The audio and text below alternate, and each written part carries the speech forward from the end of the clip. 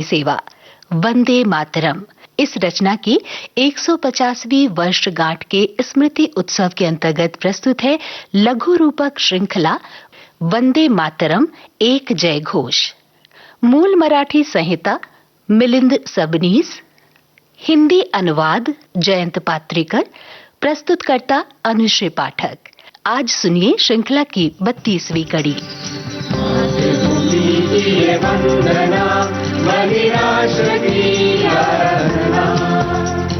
जन जन में जिसने थी जगाई क्रांति की प्रेरणा, वंदन है वंदे मातरम, जय घोष वंदे मातरम, जय घोष वंदे मातरम, जय घोष वंदे मातरम।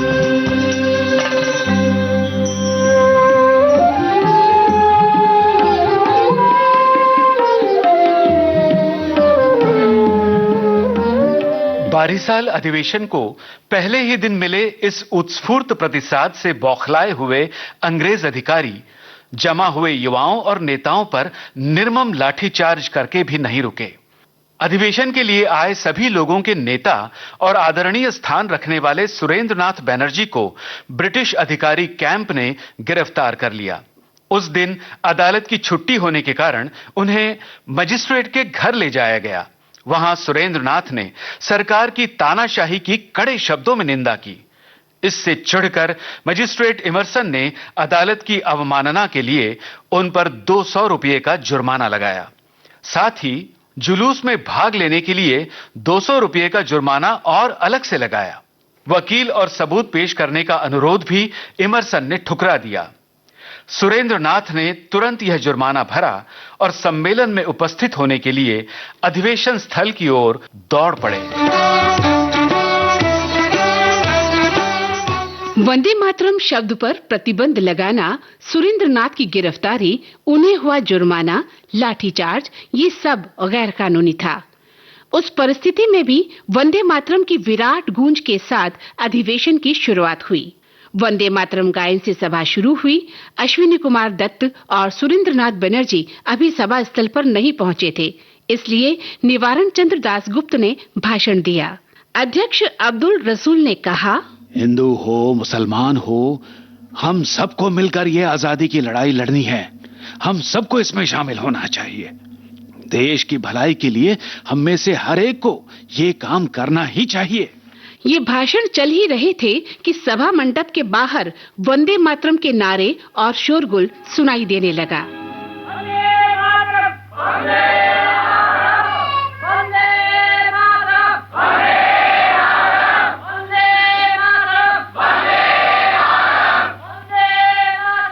सुरेंद्रनाथ बनर्जी का सभा मंडप में आगमन हुआ। उनके आने से सभा स्थल पर जुटे युवाओं में और भी उत्साह भर गया। लाठीचार्ज के घावों से लहूलुहान हुए शरीर का ख्याल भी कार्यकर्ताओं को उस उत्साह के जोश में नहीं रहा। स्वयं सुरेंद्रनाथ भी इस प्रतिसाद से भाव विभोर हो गए। मंच पर पहुंचने के बाद सुरेंद्रनाथ बनर्जी ने अत्यंत संयमित स्वर में मजिस्ट्रेट के बंगले पर घटी घटना सुनाई। उसके बाद बिपिन चंद्र पाल का भी भाषण हुआ।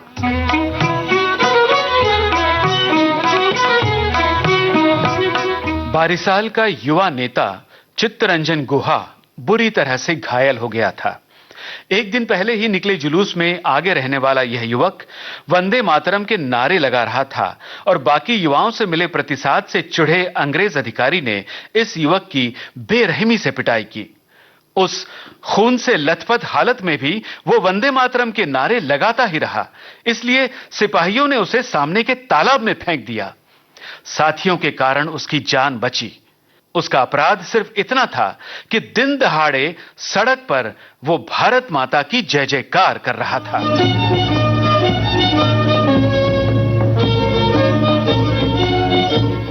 उस हालत में भी उसके पिता मनोरंजन गुहा उसे मंच पर लेकर आए।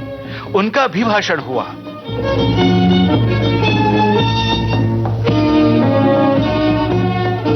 दूसरे दूसरे दिन 15 अप्रैल को सुबह फिर अधिवेशन शुरू हुआ। बिपिन चंद्र पाल युवाओं को मार्गदर्शन देने लगे। तभी बंग भंग विरोधी आंदोलन में महत्वपूर्ण भूमिका निभाने वाले संध्या के संपादक ब्रह्म बांधव उपाध्याय सभा स्थल पर आए। उन्हें देखकर तो प्रतिनिधियों ने फिर से वंदे मातरम के नारे लगाने शुरू कर दिए। वंदे मातरम पूरे गीत का और मागो जाए जौनो जीवन चले गीत का भी गायन हुआ। मागो जाए जन जीवन चले, मागो जाए जन जीवन चले, शुधु जगते माजे तोमार काजे, वंदे मातरम बोले, वंदे। अश्विनी कुमार दत्त ने सभा के सामने प्रस्ताव रखा। जिस स्थान पर पुलिस ने लाठीचार्ज शुरू किया, हमारे सुरेंद्रनाथ बनर्जी को गिरफ्तार किया, उस स्थान पर इस घटना की याद में एक स्तंभ बनाया जाए। इस प्रस्ताव पर वहीं के वहीं अपने हाथों की अंगूठियां और पैसे देकर सदस्यों ने उत्स्फूर्त प्रतिसाद दिया।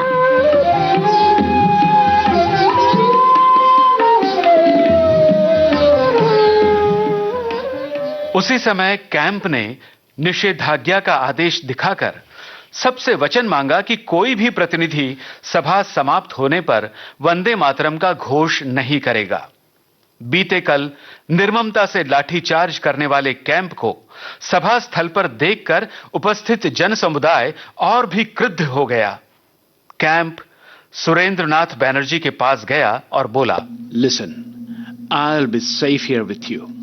Being a government officer, I have to obey the government orders. सरकारी अफसर होने के नाते मुझे सरकारी हुक्म मानना पड़ता है। सभा समाप्त होने पर यहां जुटे लोग वंदे मातरम के नारे नहीं लगाएंगे, ऐसा आश्वासन आप दें, तभी मैं ये सभा आगे चलने दूंगा, अन्यथा अभी ही इसी समय सभा बंद करनी पड़ेगी। सुरेंद्रनाथ बनर्जी सहित सभी नेताओं ने ऐसी सहमति देने में असमर्थता जताई। कैंप ने सभाबंदी का आदेश दिया। उपस्थित जन समुदाय सभाबंदी के लिए बिल्कुल तैयार नहीं था, परंतु सुरेंद्रनाथ बनर्जी ने लोगों को समझाया, कल बहुत बड़ा रक्तपात हुआ है, आज फिर उसकी पुनरावृत्ति किस लिए? सबसे महत्वपूर्ण बात यह है कि इस अधिवेशन का हमारा उद्देश्य सफल हो गया है। अध्यक्ष ने परिस्थिति पर विचार किया। अधिक विरोध से स्थिति बिगाड़ने की बजाय ये अधिवेशन सर्वसम्मति से बर्खास्त कर दिया, परंतु वंदे मातरम के संबंध में कोई भी वचन देने से उन्होंने इनकार कर दिया। क्रोधित कार्यकर्ता सड़क पर आ गए और भी जोर से वंदे मातरम का घोष करते रहे। खाली मंडप में रह गए केवल सशस्त्र सैनिक। अधिवेशन समाप्त होने पर बाहर निकल रहे लोगों से बिपिन चंद्र पाल ने कहा, आज भले ही निषेधाज्ञा लागू की गई हो, फिर भी क्रांति की आग यहां भड़क चुकी है। आप सब अपने अपने गांव जाकर सभाओं का आयोजन करें और क्रांति की आग सब और फैला दें।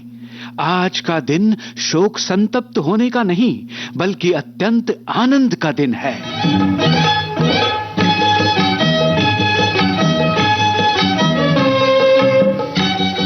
अधिवेशन समाप्त कर घर जाने वाले प्रतिनिधियों का हर स्टेशन पर वंदे मातरम की घोषणाओं के साथ जोरदार स्वागत हो रहा था।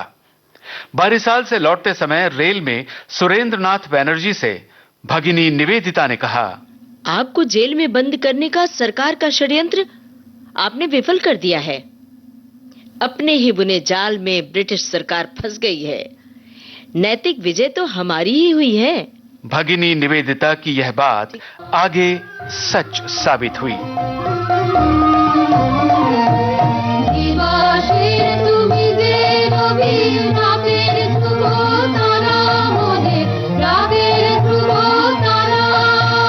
জীবন পরে জাগুক তোমার আলোর ইশারা, তোমার আলোর ইশারা, তোমায় শরীর চলব পথে গো,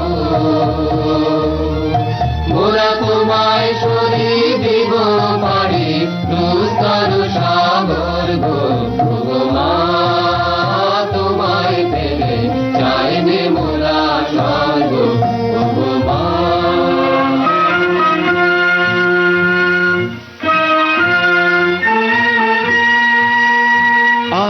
तू हिमाचल गूंजता स्वर, सत्य पावन और परम है अडिग हर भारतीय, मन में नहीं कोई भरम, वेदों से भी वंदनीय है, जय घोष वंदे मातरम, वंदन है वंदे मातरम, जय घोष वंदे मातरम।